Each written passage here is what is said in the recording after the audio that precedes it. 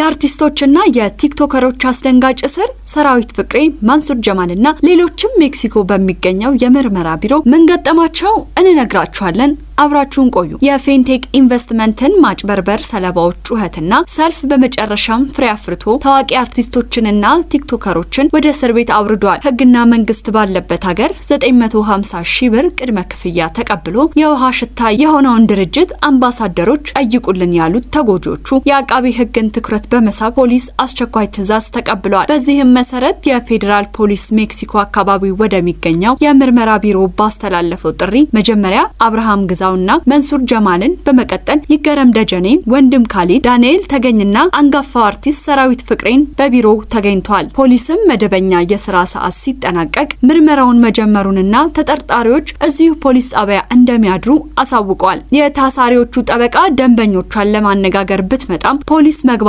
አይቻልም በማለት ቤተሰቦቻቸው ቀለብ ብቻ አቀብለው ለመመለስ ተገደዋል። የእነዚህ ታዋቂ ሰዎች መታሰር በህዝብ ዘንድ አነጋጋሪ የሆነው አብዛኞቹ እኔ የተሰጠኝን ጽሁፍ አንብቤ ማስታወቂያ ሰራው እንጂ ድርጅቱ አጭበርባሪ መሆኑን አላውቅም የሚል ሰበብ ሊያቀርብ ስለሚችል ነው ብለዋል። ነገር ግን የኢትዮጵያ የማስታወቂያ አዋጅ ቁጥር 759/2004 እና የንግድ ውድድርና ሸማቾች ጥበቃ አዋጅ ቁጥር 813/2006 ይህንን ሰበብ ፈጽሞ ውድቅ አድርጎታል። ህጉ ማንኛውንም ማስታወቂያ ሰሪ የድርጅቱን ህጋዊነትና አሰራር የሚያቀርቡበትን መረጃ ትክክለኝነት የማጣራትና የማረጋገጥ ጥብቅ ግዴታ ጥሎበታል። በ950 ሺህ ብር መኪና እናስረክባለን ወይም የፀሐይ ኢንሹራንስ ዋስትና አለ ብለው ሲያስተዋውቁ ውሉንና ድርጅቱን ፈቃድ ቀድመው መጠየቅ ነበረባቸው ይላሉ።